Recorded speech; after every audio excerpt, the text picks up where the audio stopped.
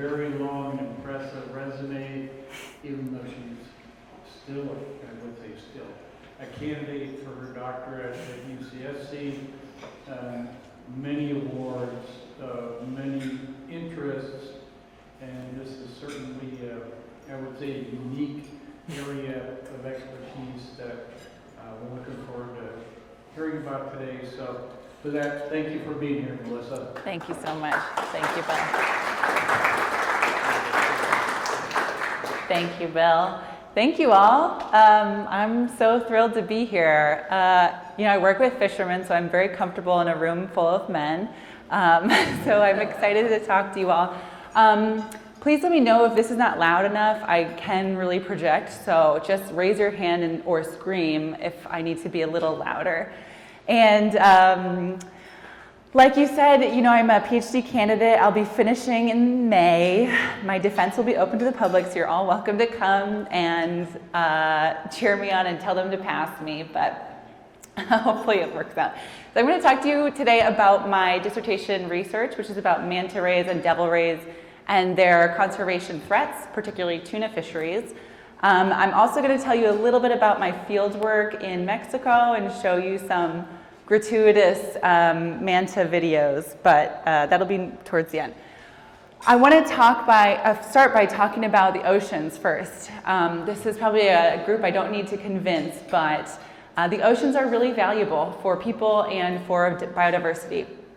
So we estimate that there are 2 million marine species, and we haven't described the majority of them. So about 90% of those we haven't described. So we were just talking about space exploration, and I often like to argue that the ocean is just as undiscovered as space, or at least near. And simultaneously, the coasts are home to nearly half of the world's population, and that is growing, that's increasing.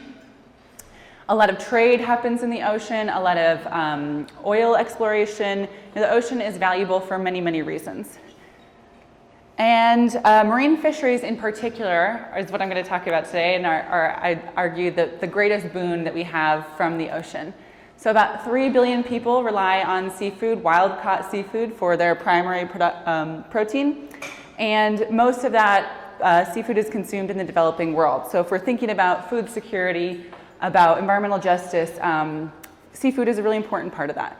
And the ocean and fisheries provide about 200 million jobs. So, this is important.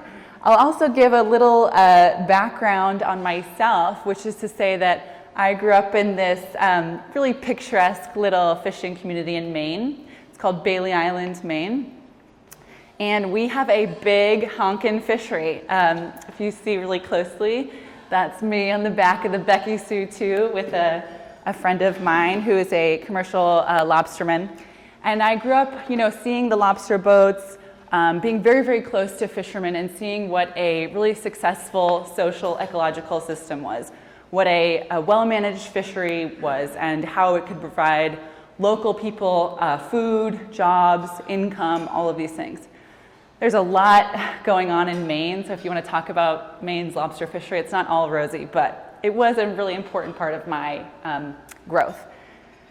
Okay, I'm going to back up a little bit to talk about marine fisheries, but before I do, can I just get a show of hands to say who's a fisherman in here or has fished in the past? Yeah, I thought so. Any tuna fishers? No. Any tuna eaters? Yeah, okay, that's it. Okay, well then you should be interested in this because I'm sure you all want to know about where your food comes from. So I'm going to back up for a second and talk about the expansion of fisheries. And when I use the word fishery, I'm just talking about any collection of people fishing for a marine species or a marine product. So you can have a kelp fishery, a cod fishery, there's lots of different types of fisheries. So this, hello?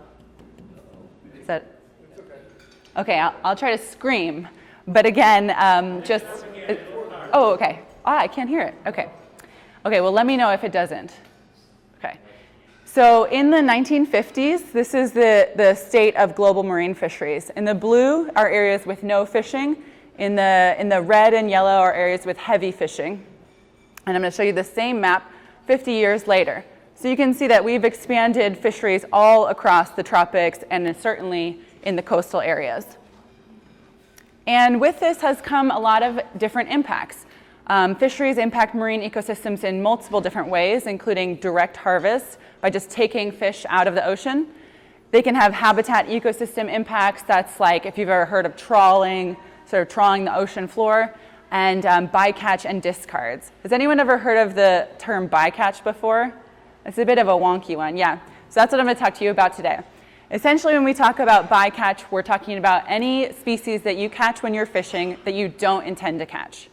And often when you don't intend to catch something, you don't really manage it. So you, for instance, a turtle or a dolphin, you might catch that as bycatch, but you're not necessarily... Turn it off. Technology. Is that better? Okay, good, okay. Thank God. Bycatch is any species you might catch when you're fishing that you don't intend to catch. Accidental catch, we call it incidental capture. Some people call it trash fish, which I really don't like, so please don't use that. And then discards, it's the same thing, it's just the type of fish you might throw back. So you can have different types of bycatch. You might have, say you're fishing tuna and you accidentally catch small tuna. That's juvenile mortality. You might have something like a sea turtle, it's like non-target. And importantly, there's impacts to socioeconomic systems. So fishers often don't want bycatch because it might be reputational risk. They might look really bad by catching a turtle or a dolphin. They might just lose profit because it takes up a lot of their space in their net. In some cases with really large animals, it can even ruin their fishing gear. So it's a problem for many reasons. And this is a figure showing you global marine catch over the last 50 years or so, 60 years. On this y-axis, you have catch in million tons, and then year is on the x-axis. You can see in this light gray, we have reported landings. So that's when a country catches, they report to someone like the FAO what they've caught. We have unreported landings, which is another huge issue, sort of shady catch. And then in the top there, I want you to look at that dark black band is this bycatch or discards. And the issue that I want you to call attention to here is that that band isn't really changing in size. Even though we have sort of changes in the reported landings, we're not really doing a lot about bycatch for many reasons. These are just a couple of gratuitous, sad images of bycatch. You can see a sea lion here in the bottom corner, a sea turtle. But it really can affect lots of different species. You know, coral reefs, this is a huge problem. And if you've ever seen, has anybody ever seen this sticker on a tuna can or anything like it with a little dolphin? Yeah. So this is like the marquee bycatch issue, is this tuna dolphin issue.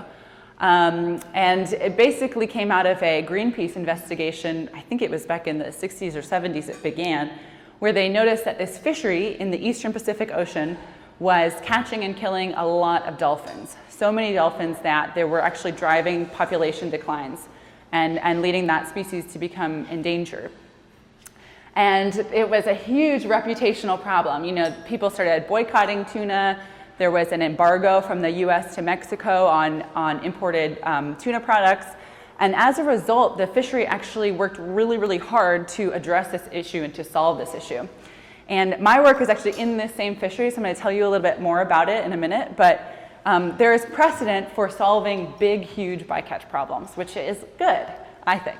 However, a lot of the research that we have, a lot of the conservation labor, a lot of the funding for bycatch goes to these species. So dolphins, sea turtles, cute stuff that everybody wants to cuddle or swim with. And I'm going to tell you about today a different group, which I'm going to argue is more at risk from bycatch and less studied. So I'm going to tell you about sharks and rays. Together we can call them elasmobranchs. If you ever want to look really cool at a cocktail party with marine biologists, use elasmobranchs. Here it says chondrichthyans, which is just another group. You don't need to know that. But I want you to look at this graph, which shows catch over time. This black line is catch over time. And you can see sharks and rays are increasing over time until about 2003, where we see a sharp decline in red. And that decline has been actually attributed to overfishing. So we know that that's not because fisheries are becoming more sustainable or somebody has really done a better job at not catching sharks. In fact, it's just that their populations are going down, so we have less of them to catch. This is a major problem. Simultaneously, this figure on the right shows the proportion of that catch that's made up by rays rather than sharks. And you can see that that black line on the top, which represents rays, is increasing. And then we also have that sharp decline. And so there's two things that I want you to take out of this graph, which is that rays are becoming more prevalent in the catch, but then they're really driving the decline. And we think that's because of really steep population declines in rays specifically. Okay, so that's a problem just because we want rays in the ocean, right? It's also a problem because rays are very, very, very threatened by their own life history, sort of their own design. So this is a figure that shows you all of those sharks and rays, again, those elasmobranchs, and their growth rates. And growth rates, I'm just meaning how quickly they can physically grow to reproduce. If you have a slow growth rate like humans, like elephants, it's not necessarily a great thing for your survival in perpetuity. And so I want you to look at these rays down at the bottom. These represent the manta rays and the devil rays, which is what I'm going to talk about today. And those have the slowest growth rate of any shark and ray. It has a huge deal because sharks and rays are already threatened. They already have slow growth. So it's like the worst of the worst. I like to call it a conservation nightmare, but a great thesis project. Okay, so I'm going to tell you about these two species, these two groups. Together, again, another sort of sciencey term you can throw around. These two groups make up the genus Mobula. People call them mobulids, mobula rays. I like sort of interchanging in between both. But these are some pretty biologically fascinating animals. I'm going to show you this. Just want to turn off the audio. So they're filter feeders, just like a baleen whale, like a gray whale, or a blue whale. You can see here this animal unfurling its cephalic lobe, and it's going to open its mouth to start filter feeding. It's going to funnel water into its open mouth, after which it'll sift out the phytoplankton, the zooplankton in the water, and eat that, just like a whale would. I think this video is really nice demonstration of how it feeds. And you can also see that it's what we call a pelagic flyer, so an ocean flyer. Just like a bird, it's using the same type of locomotion to fly through the water. They can get humongous. There are 10 different species. The largest one can get up to the size of a Honda Civic in weight. To be really large, and they can get up to about 21 feet across, which is the same width, wingtip to wingtip, that a giraffe is tall. So imagine a giraffe on its side that weighs the same as a Honda Civic floating over you as you scuba dive. It's terrifying. However, they're gentle giants. They have almost no power to hurt you unless they, for some reason, fell on you. They don't have stingers like stingrays, so they can't really sting. There's one with a very small barb, but otherwise they have no real defense against humans. They can live a long time, about 30 years, which is the same as a dolphin. And again, they're slow growing. So most fishes have tons of babies, 1 million babies a year at least. These fishes have one pup every 1 to 3 years. So much more like an elephant, much more like a dolphin, much more like a human. And in fact, they have a longer pregnancy period than humans. They're pregnant for about a year. So they're not really a great group of species to be hit hard by fisheries, certainly. This is the distribution of the different species, just to give you a sense of where they're found. So each map is a separate species. And you can see they're really found in tropical waters around the world. Those icons in the top right corner are the international protections that they've been offered. So they've all been listed on the IUCN Red List as either endangered or data deficient, which is a huge problem. And they have been internationally protected under this agreement called CITES. Oh, hold on. How's that? Yeah. So we've been working on them. In the past 10, 15 years or so, there's been a lot of conservation attention. But this problem is really not new. So mobulas, again, manta and devil rays, have been targeted by fisheries for over 100 years. This is a crazy photo from New Jersey of an oceanic manta ray, Catalina, and then our own former president, Teddy Roosevelt, with a manta that he harpooned in Florida. So this is really not new, but it's gotten a lot worse recently. There are a couple different threats to mobulas that I'm going to tell you about. One of them is this direct fishery, where people have been targeting them for a sort of a lucrative trade for their gill rakers, which are just an organ right here. They use these for what's called traditional Chinese medicine. There's no evidence that it's actually traditional. It's a recent development, but it's a luxury sort of aphrodisiac and cure-all. So that's a major problem. The other major problem is this fisheries bycatch. Again, accidental, unwanted catch in fisheries. And that's really where my research is about. We can talk maybe at the end about the other threats, but that's what I'm going to tell you about today. So now I'm going to jump back again and tell you about tuna. So tuna are found all over the world in tropical waters. The way we catch the majority of these tuna is by something called a purse seine, a massive, massive net. I'm going to show you a video of this is actually a relatively small purse seine. It's almost impossible to find videos of them because they're sort of proprietary. But this is a tuna purse seine vessel setting a net. They use a speedboat to make a huge sort of lasso around a tuna school and then pull it in very slowly, just like a coin purse. And then they use this sort of bucket called a brailer to take the tuna out of the large net onto the deck. And you can imagine, this is actually a small tuna purse seine, and the one I just showed you is a small tuna purse seine. The largest of them, and the ones that are most frequently used, can be the width of 15 football fields across and the depth of 3 football fields. So this is no joke. As I call it, it's big tuna with a capital B, capital T. And so I was just talking about this, but it's not always that mobula rays are schooling exactly with tuna. It's just that they're in the ocean. And if you're tuna fishing, you're going to catch everything with this type of net. So another issue that we have with mobulas and tunas is that the distribution of these two species really overlaps in tropical waters. So anywhere where you're tuna fishing, you're also likely to be fishing for mobula rays. This is a video from my research I'm going to show you just to give you another sense of what this actually looks like. Some research in my lab has calculated that we catch about 13,000 mobula rays every year in tuna fisheries. I think that this is a really conservative estimate, that the true number is much, much higher. But because of poor data, we don't often know what is the true number. Oops, sorry. Close your eyes. Okay.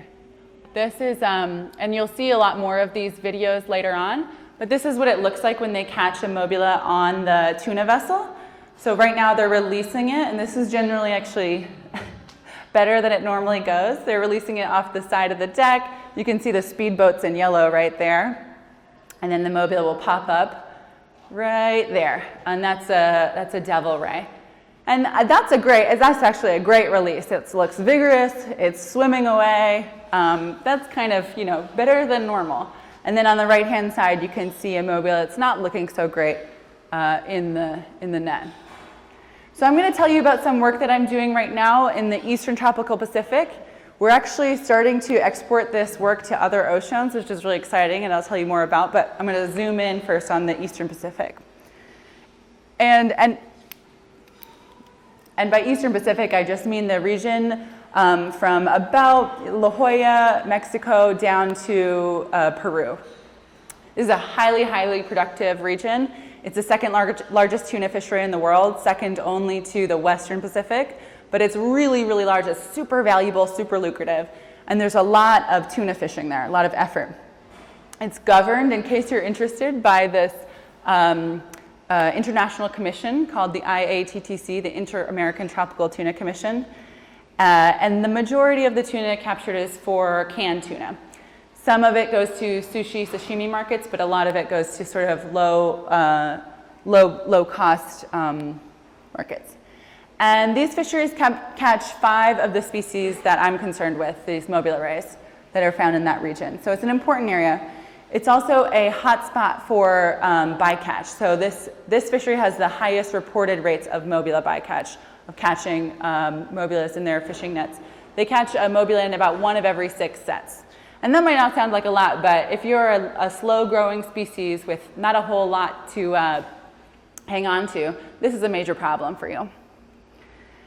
Okay, so now we're getting into my research a little bit. So one of the major problems to even begin with is that the species look a lot alike. So if you see in the upper right-hand corner, these are paintings of the 5 mobula species found in this ocean. And I mean, to me, they look very distinct, but for the fishermen, they've had a really hard time distinguishing between the different species. And this is a problem because they're not all the same threat level, and we just also can't even begin to work on them if we don't know who we're catching.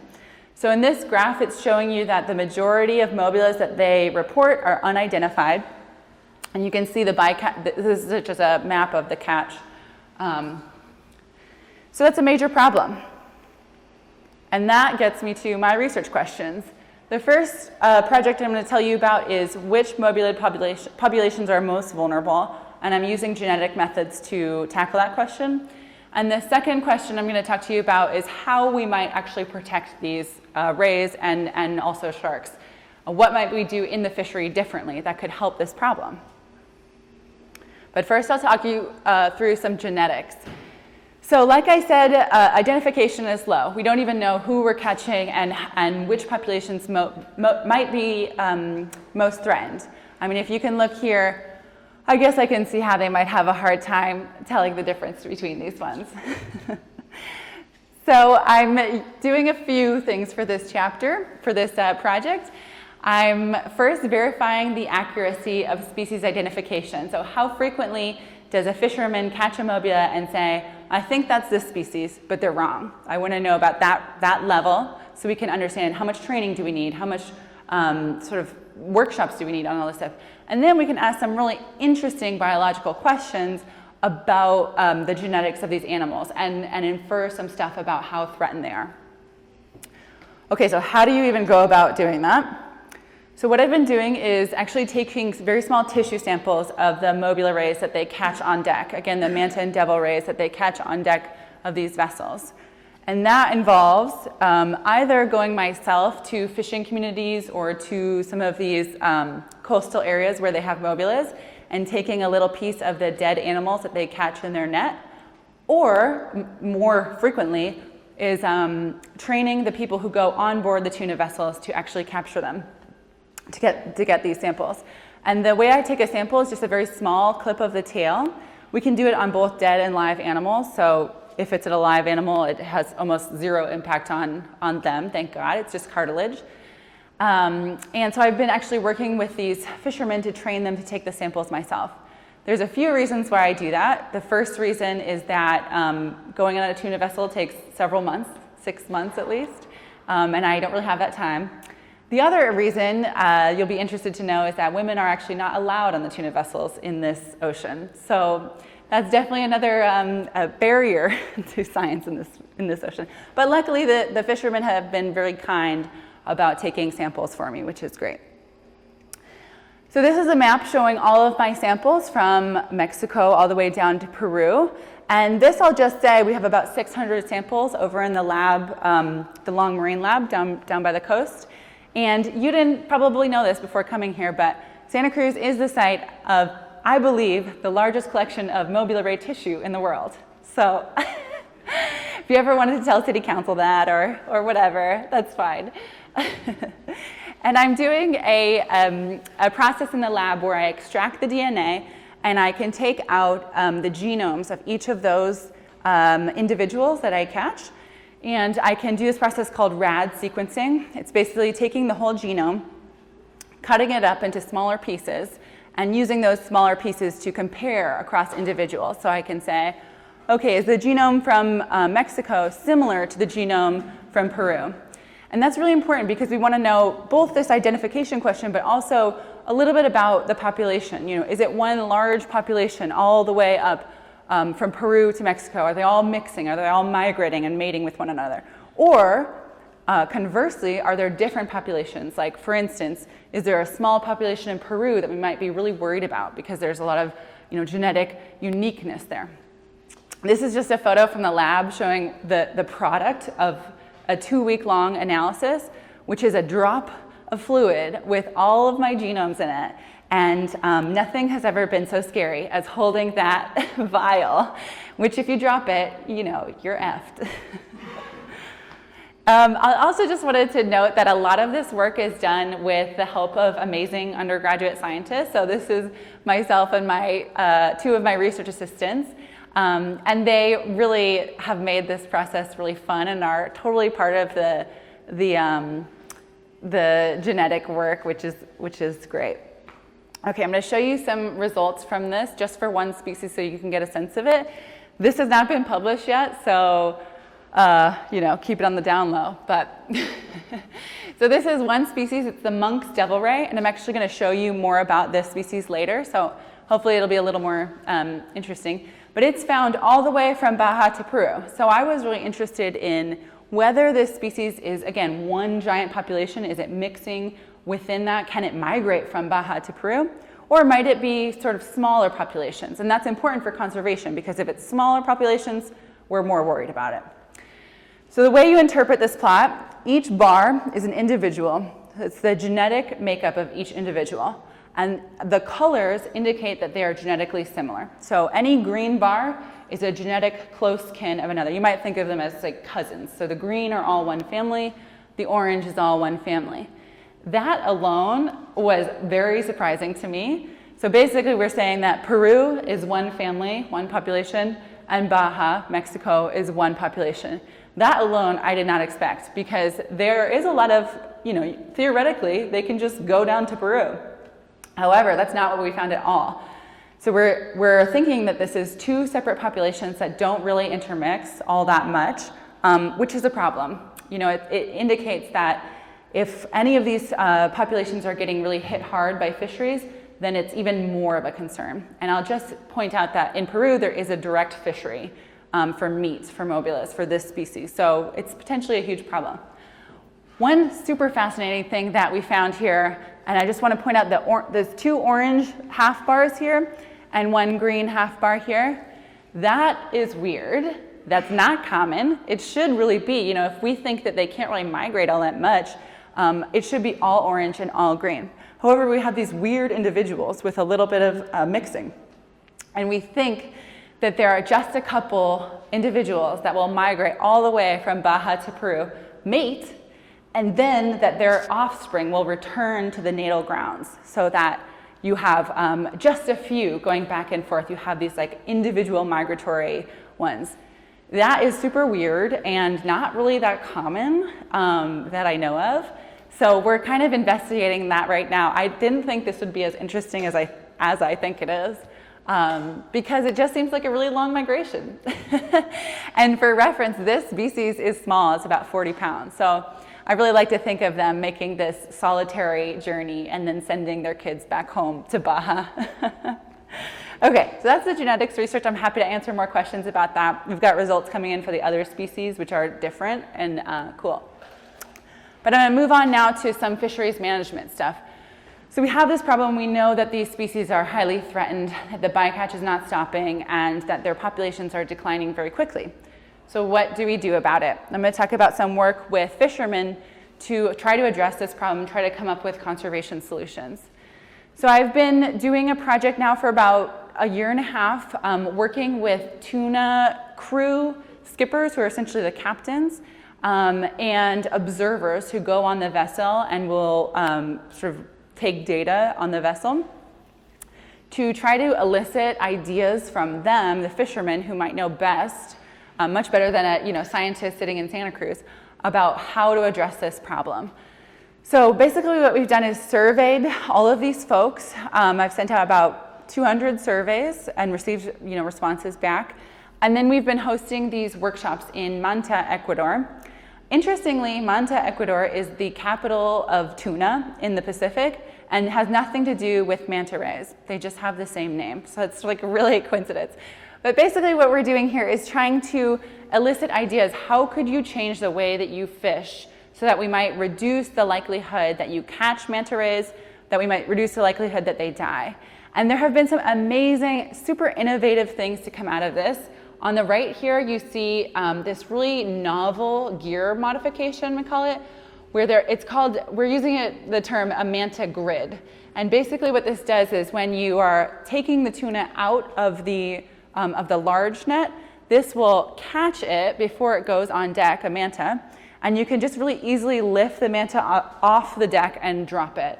And that's really important because they are not like dolphins. They need water to breathe. They're not breathing air. So we want to get them back into the water as quickly as possible.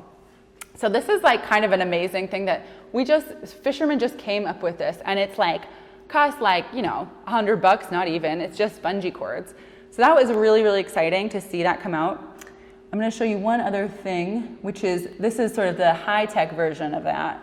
And it was developed by a couple researchers, and we're testing it out right now.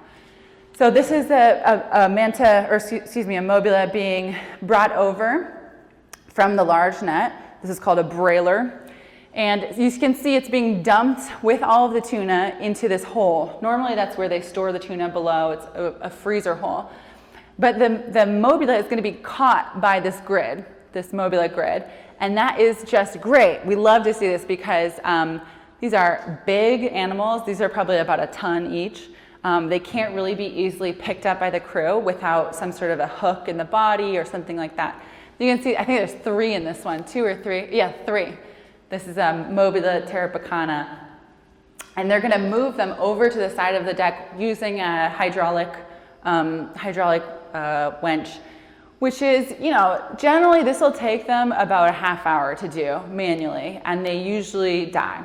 But this, to me, is much more promising because it's quick. I'm going to forward this a little bit just so we can get a move on. Okay, you can see it over on the side.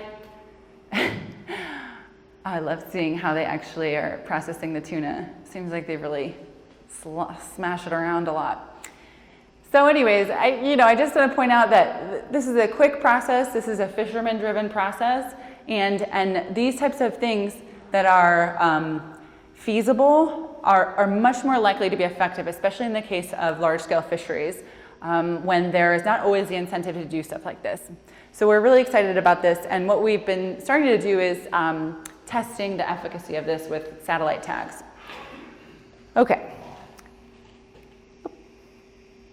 I'm going to tell you just about 1 or 2 more things that we're doing alongside this. So my research is really, what I've showed you today, genetics and some of this mitigation stuff is a little more hard sciencey, but half of my work is actually social science, and I'm really interested in incorporating social science into these marine conservation problems.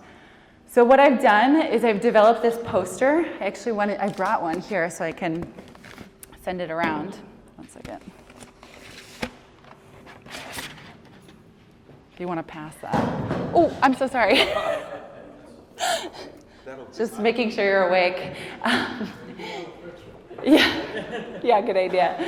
Yeah, so this is a poster that's going on board large-scale tuna vessels. So these are the industrial vessels. They can catch about 300 tons of tuna. And, we really wanted to get information on deck to the fishermen. A lot of times fishermen are on deck for 6 months or so, and they have nothing to do. And so we're like, oh, this is a perfect way to reach them. Let's put it in the kitchen. So we developed this poster. It's going in all of the cabins of these vessels, and it has the information that we really want to get to them. So identification, I really want them to get better at identification so they can tell me which animals they're catching, which species they're catching. Thank you, my assistant. It has information on what you should not do to a mobula ray, which is use a hook in its gill to remove it off the deck, which is a really common practice. Things that are good to do. And then generally just information to get them on board to mobula conservation, to try to say, hey, mobulas are really threatened like dolphins, and we want your help to work with us.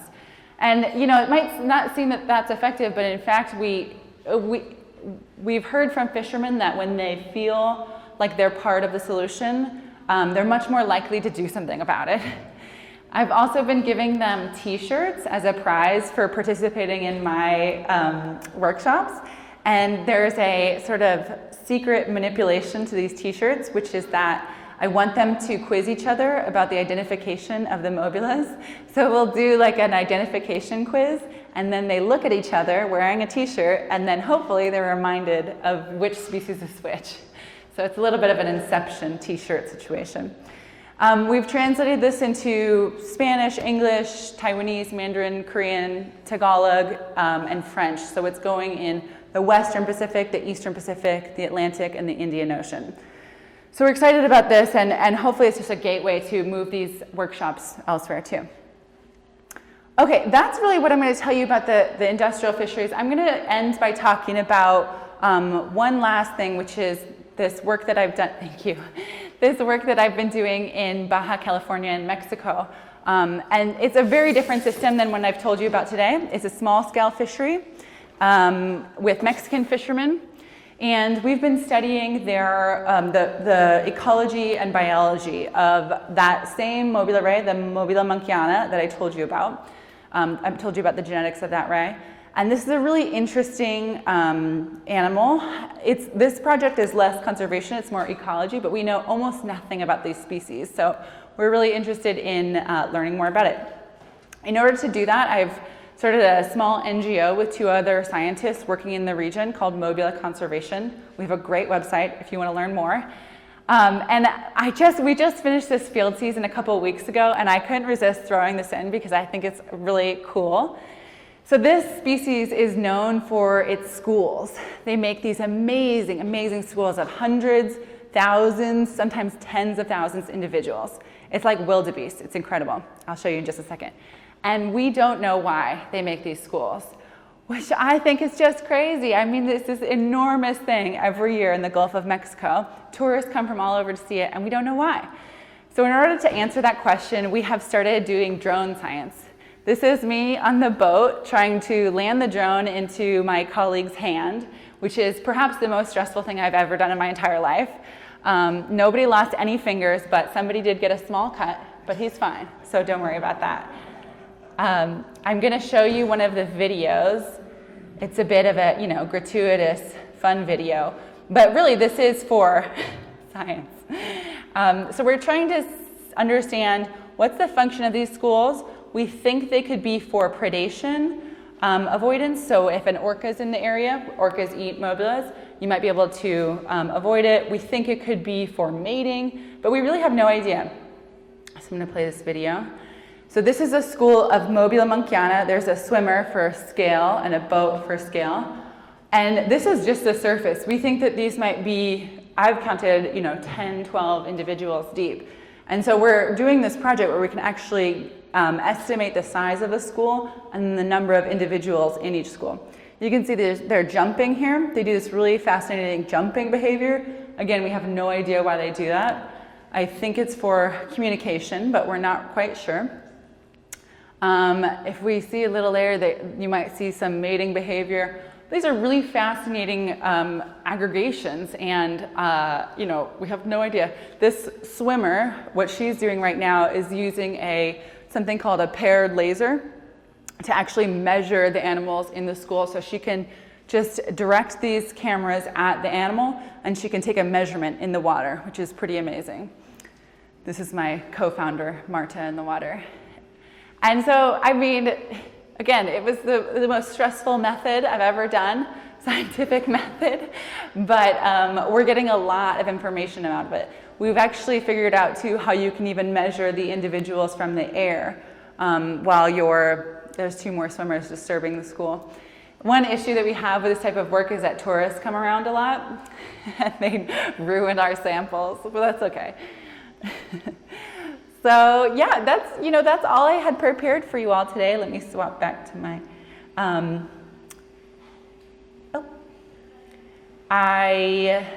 all of this work is ongoing. As I've said to several folks today here, I hope to finish this thesis, at least, in May. So look out for my defense. Generally, they're open to the public if you want to join.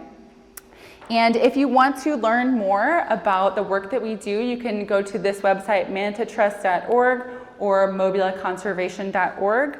If you feel like supporting, we're a grassroots organization, we always appreciate that, and that there's information about how to support us there.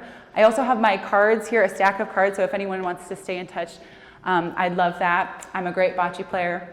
And thank you all so much for listening. I'm thrilled to be here with you all, and thanks for your time.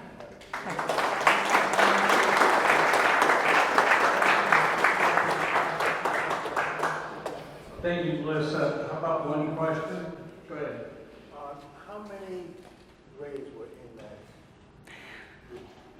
So that's what I'm trying to figure out. I would guess in that school, 2,000 probably. A lot of times it'll be a school and then another school and they'll converge and a third school will come in. I mean, it's like nebulous, it's like a cloud. And that is the reason why I think that it's about predation avoidance, because there's a lot of orcas around. So if you're in a huge school and you keep gathering more and more individuals, you're much less likely to be eaten, at least you statistically. There's other theories about, it could be for mating at certain times of the year, but because the animals that are jumping, I don't know if you noticed, but they're often jumping on the edge of the school. And I think that's to say, it makes a very loud noise under the water. I think that's to say, come join my school, bring your school over here, join my school, and we'll all be safe from orcas together, I think. But yeah, it's a lot. Is that? Let's go ahead and thank Melissa for being here.